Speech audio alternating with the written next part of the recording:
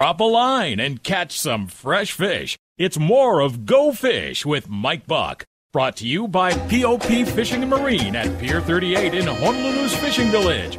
Right here on AM 690 KHNR. Okay, and through that, also, you remember, brought to you by our friends at the Western Pacific Regional Fishery Management Council, or WPCouncil.org. And I get to meet this great eclectic group of people through them.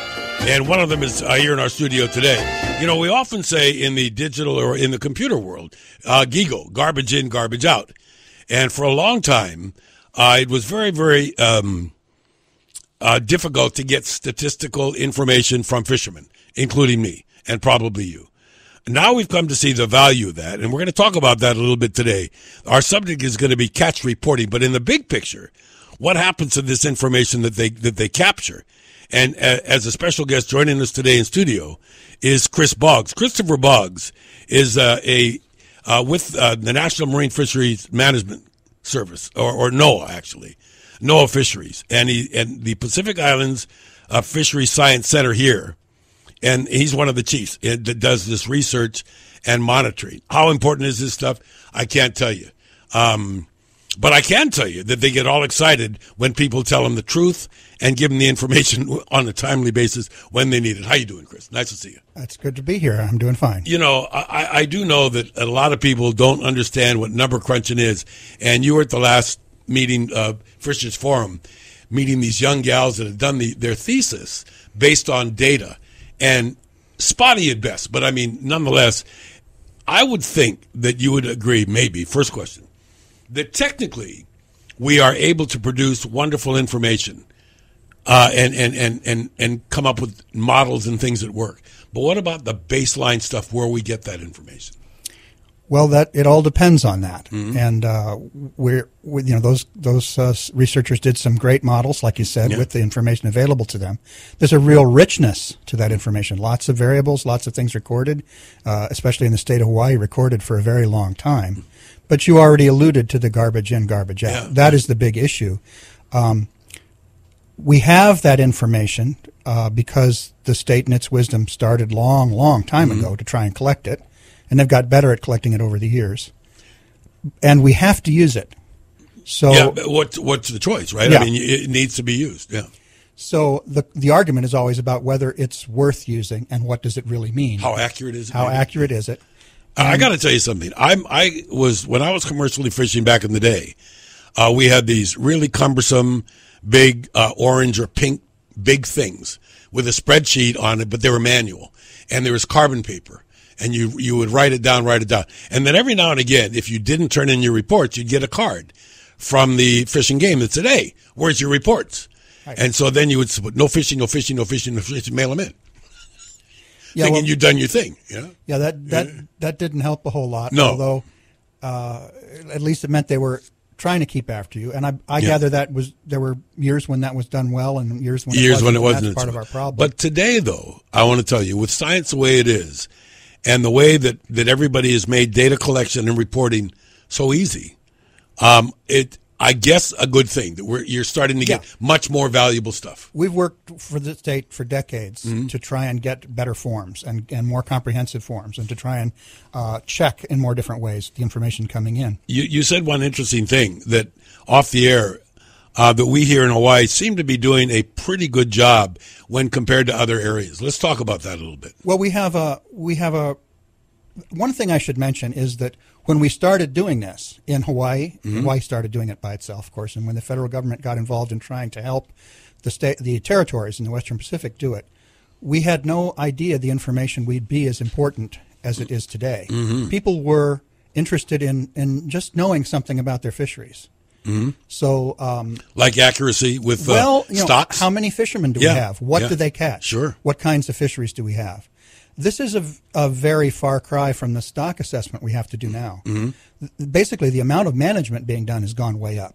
So that's raised the stakes. And information that was collected when there was no such thing as fishing limits is now being used to set fishing limits. But you know what I think is interesting? I mean, based on the science and the data that you guys gather, and you certainly know enough about this because you've been around Hawaii long enough to know that we don't really understand the importance of fessing up sometimes when it comes time, because isn't this information the very information that's used not only in stock assessment, but maybe size, take limits, everything else? Are you surprised that Hawaii is the least regulated fisherman's state that there is with regarding to license and compliance? Well, I've lived with that fact for a long time, so I guess it can't be surprised by it. It does seem to me, it's ironic because fishing is so important. We revolve around this thing called fishing, and we don't even have licenses. Yeah. I mean, Well, so one of the things that makes Hawaii a little more advanced that I was referring to earlier before I prefaced it with the comment of why we are collecting it is that Hawaii does require at least the fishermen to report. In the other territory, and I shouldn't say other territories, I mean in the territories, Guam, the Commonwealth of Northern Marianas Islands, and American Samoa, there aren't requirements to report. So I find that interesting because isn't their economies even more reliant on fish? And they have a big their economy in many cases. But there's a value in all of these places, Hawaii included, to not impose on the fishermen, to give the fishermen a little less interference. That's a strong local value. I'm glad to hear you say that because I know one thing that the council has struggled with is the perception in the fishery of who these guys are. And we've been trying to inform everybody through this program and others that it kind of is bottom up. Yeah. It is taking information from the very bottom. And I'm sure that you've looked into this a little bit. Back in the day when there were kunihiki rights and there would be a strip of land from the top of the mountain down to the sea, and then you get into these fishing rights. It worked. I mean, it was a system that pretty much worked because there were consequences if you broke the law. Yeah, that was the ethic there, let's leave it in the hands of the fishermen and interfere less. So there's that sort of ethic, and then there's also the lack of money. I mean, requiring fishery statistics to be collected, hiring the people to call people up and remind them, creating a system. These are all things that take funding, and of course, anyone you ever interview will always complain about the lack of funding. But I was going to say, if I ask you what their wish list is, we don't have enough time. You have a big one. Yeah, but I get it, though. So those two forces have kept requirements to report down.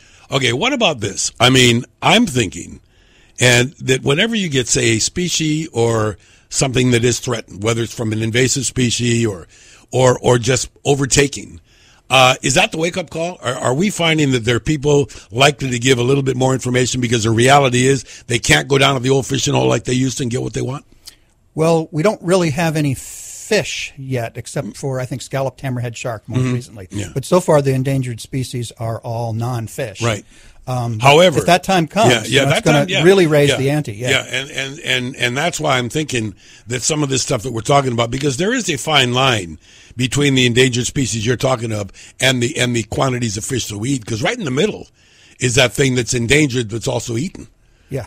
So there's an interesting group of. Well, you mentioned it. We used to eat the turtles. Yeah. So now they're saying, well, anecdotally, it seems like turtles have returned. But now I understand there's science to verify. Yeah, we by not taking these things since 1970, whatever it was, it's shown that by leaving them alone, they'll come back. Yeah. George Balaz at the Science Center. He's watched them work to make them come back. Yeah. For over 20 years, the populations have been increasing. He was the greatest at explaining the tumors, that we didn't cause them, that these tumors happen to the frogs. Great guy. Okay, so, but in the big picture, and you've been at the meetings, let's talk about you said that even though the reporting was even spottier in some of the territories, that at least there are models there. Is it working out that they get it maybe as much as we do now, or do you think they're starting to realize that, hey? No, they're starting to realize we need to do something much better in the territories than what we have done. And there are recommendations, frequent recommendations, to turn reporting from into a requirement there. As it is now, what we do is we collect data from voluntarily from the people who deal the fish in some of the places, and we go out and survey people. We interview fishermen. I shouldn't say we, it's the network. It's the Western Pacific Fisheries Information Network. So this is mostly staff at the territorial fisheries agencies that do this surveying. So it's going out and asking instead of making people report. I'm not sure that, say in Hawaii, because we have this core group of people that are commercial, and then we have this large group that are recreational. And then we have that middle group that are recreational, but if they catch plenty, they'll go sell it. And the good news is that I would imagine the interaction between the United Fishing Agency and other wholesalers and auctions, that is a big help because they for tax reasons got to tell the truth. And that's another gold star for the state of Hawaii because they have a system that requires those dealers to report their catch too. Yeah. So we get the same information, well, hopefully the same information, or at least information we can try and match up from both the fishermen reporting what they catch and the dealers reporting what they sell. That's what you need to try and at least get a handle on what the catch is. How important, and I want to impart this information to our listeners, is that guy that's in the middle. The guy that mostly is recreationally feeds his friends and family, but doesn't understand what an impact he has on the fishery. Well, it would be really great if all of those people did file commercial catch reports. If the way the law reads in the state, if you sell any of your fish, you're supposed to report all of it. There is a lot of unreported catch, but the pure recreational fishermen are not even required to have a license or report anything. But what a concept when they join a club to talk about tag and release, or when they say voluntarily, I'm going to tell you what I'm doing. Because I think what's happening here is that there used to be this big fear that the immediate minute fisheries got this information from Mike Buck, that they mailed a copy to the IRS. Yeah, there was that big fear out there, right, Chris? And that's understandable. And there's never been there's nothing like that goes on. Yeah, I mean, people that want to do what they want to do on their taxes is not the concern of the scientists that are trying to measure and manage a stock. Yeah. The state of Hawaii is incredibly careful about maintaining the confidentiality of what fishermen report. I got to tell you, I do a program once a month with Crime Stoppers. And when you call Crime Stoppers, you give it a number. They don't want to know your name. They don't have a caller ID number. And once people do that, they'll understand this information that they give up about their fish, same thing. Yeah. No, I think by and large we have a huge community of people who try and do a good job of reporting. There's missing information from a lot of people who don't, and then the complexity of what needs to be reported really makes it hard to use the information in a way that's meaningful. And people have a lot of criticisms about that. Okay, I know that we're not talking about species here, but I do know that a lot of the study that has been done on the Deep 7 lately has been very valuable. Because their quota was either maintained or increased, because the data showed that it was a sustainable fishery. Well, in 2011, we did an assessment with some new information that caused the quota to increase. But most recently, the stock assessments have indicated a need for it to decrease a little. But at least it shows that there is, in cooperation, it is going to guarantee species. Because see, here's what happens: when the quota goes down, the price goes up. And it'll go up to a point where people will either not buy that fish anymore or will realize it is that important. If I want to eat that species, I got to pay more. Yeah. Well, I mean, that can actually be harmful in a sense that if a fishery's not controlled and the price goes up, people can fish too hard.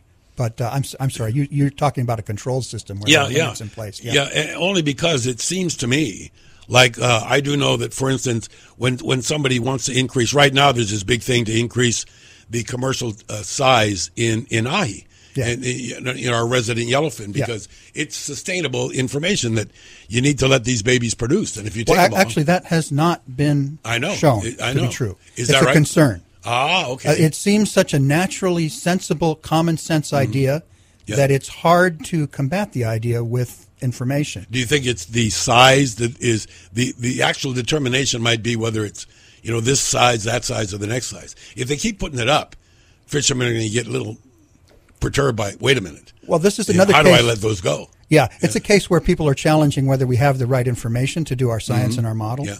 But the science and modeling that's been done so far for the local area, Hawaii, says actually if you let those little fish go, the chances of seeing them again are so little that you should keep them. It wasn't sort of interesting that particular fish, the yellowfin or the ahi, we're grappling with, do we really have a resident population, or are these the fish that migrate?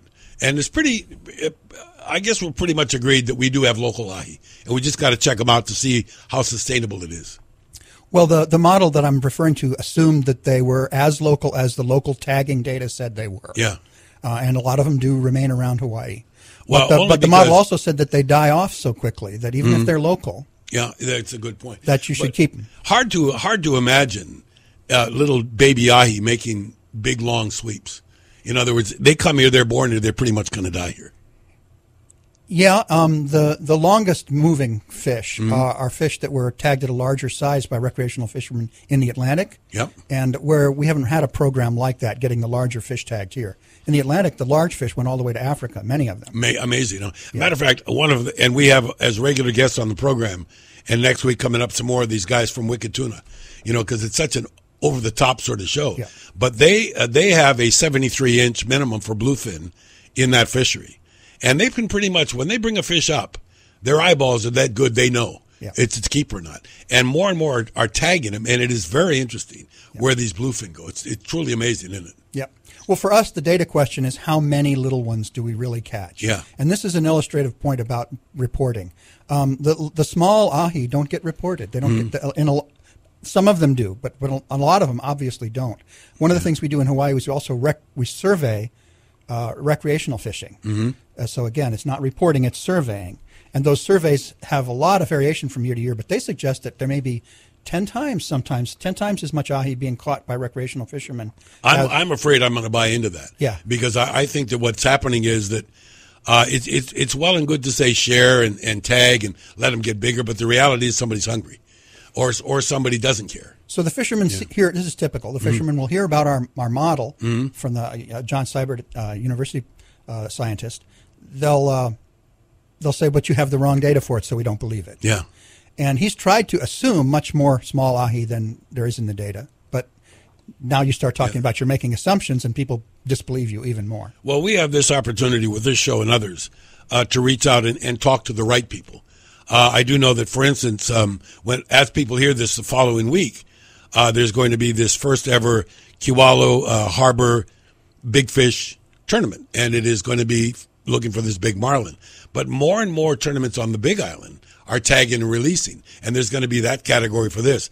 And it seems like, all right, if the commercial guys are willing to do that on some species, can't the rest of us? I miss Mike Sakamoto when he used to kiss the fish and turn them back in again.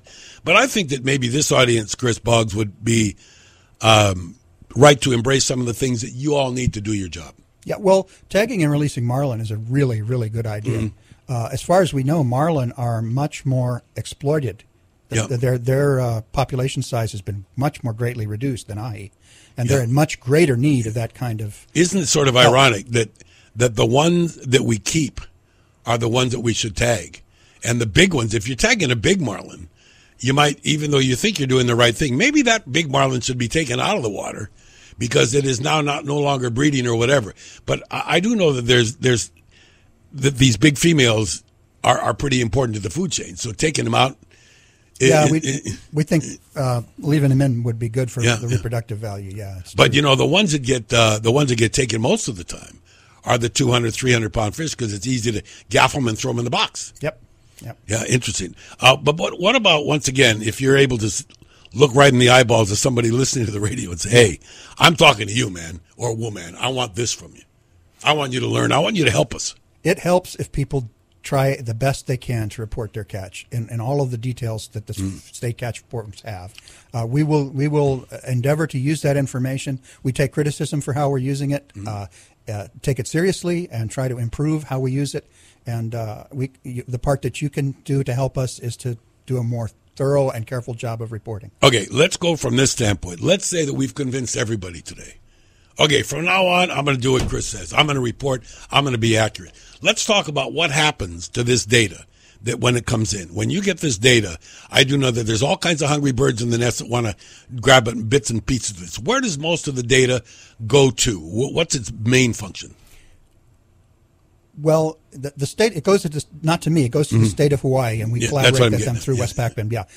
It gets into a computer. By the way, that's Westpac Fin. Let's make sure people know what that is. Western Pacific Fisheries Information Network. Right. It's a collaboration. It's a collaboration between the federal government and the states and territories to help them collect and to maintain the records from fishing in states and territories. Yeah, and this, by the way, once it gets, because of the age that we're in, instant transfer of information.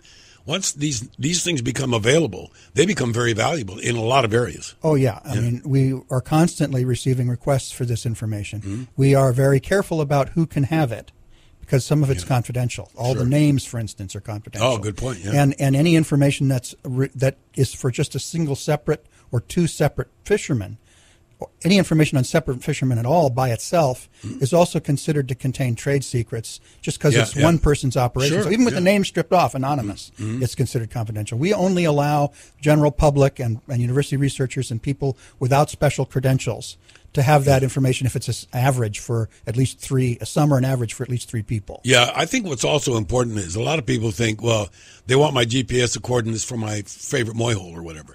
In actual fact, you do need to know broad areas, but the requirements are not exactly specific with grids or anything or exact numbers. Well, there's big grids. Yeah, the state has its statistical areas, Right. and they're the same areas that they've been using from the very beginning. Right. Well, some of us in tournaments will get those Sierras, That's true. and that's a big help. But it does show that there's been a scientific way to delineate stuff, even though a fish doesn't know what grid it's in, right? The grids can be very useful. Better, more localized information might be even more useful. The state decades ago started keeping track of fish caught at FADs. That's a little more precise. Sure. A lot of this more precise information hasn't really even been used yet. Part of the problem is when we're doing assessments, we need to go back as far as time as we can. And the old days didn't have those details. Yeah, no kidding. So we're asking for a lot more details, and we've been criticized for not using them in our models. Yeah. But keep on reporting those because we're going to try and put that information in the future. Talk about the model. We often talk about it when we talk about the weather. This is hurricane season. We're really taking a look at these quote models. There are the models in the fishery, and I know there are a lot of different ones in different areas, but they can show the good, the bad, and the ugly of what we're doing.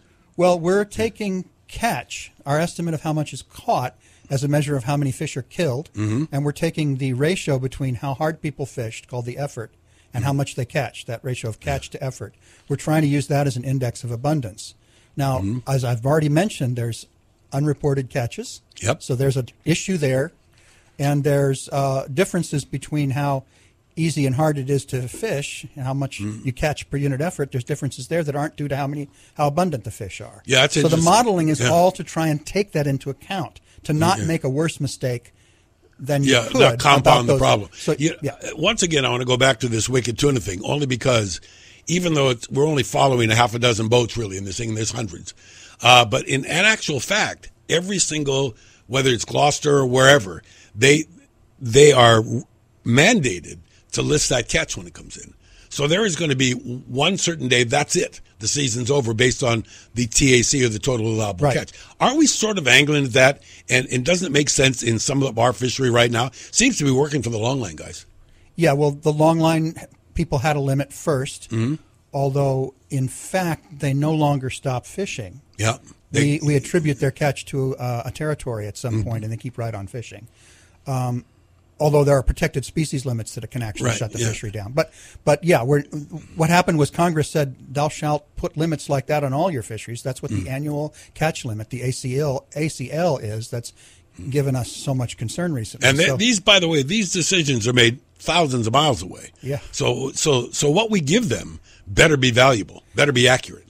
We also make local choices about what to put on the list. Okay. That needs to have an annual catch limit. Give me.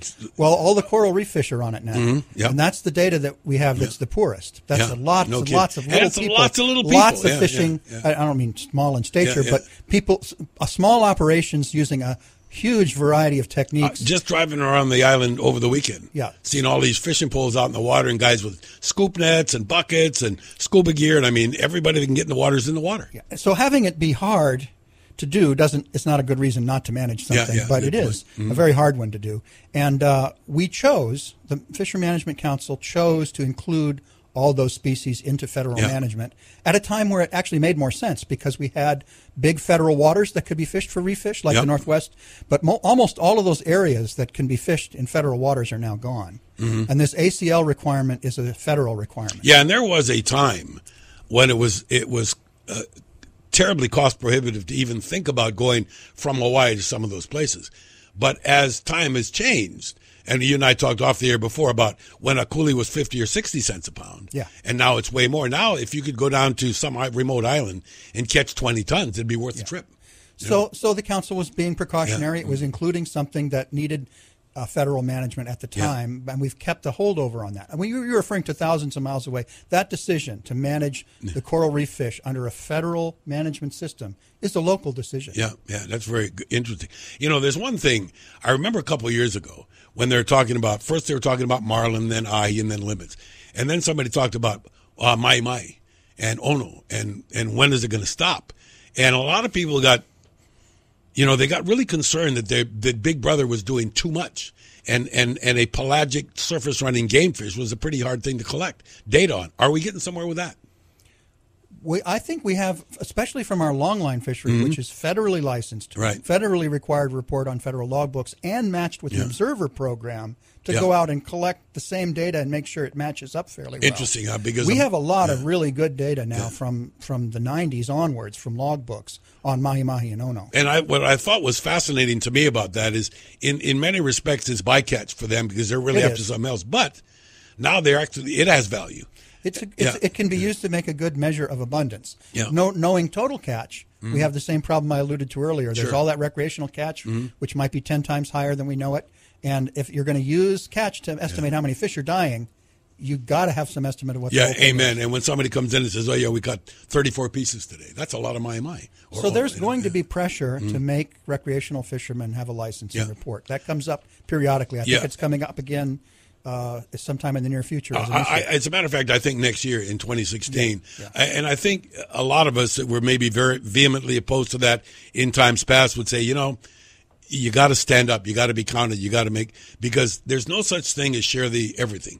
We just don't feel that way. But if we're mandated, it'd be a little bit different, don't you think? Well, it's a different world. If we have these catch limits, there's a strong reason to have information we get along without before. By the way, once again, making sure that you understand, when Chris Boggs and the folks gather the information that they gather, it's not just for to have a job to keep things statistically going.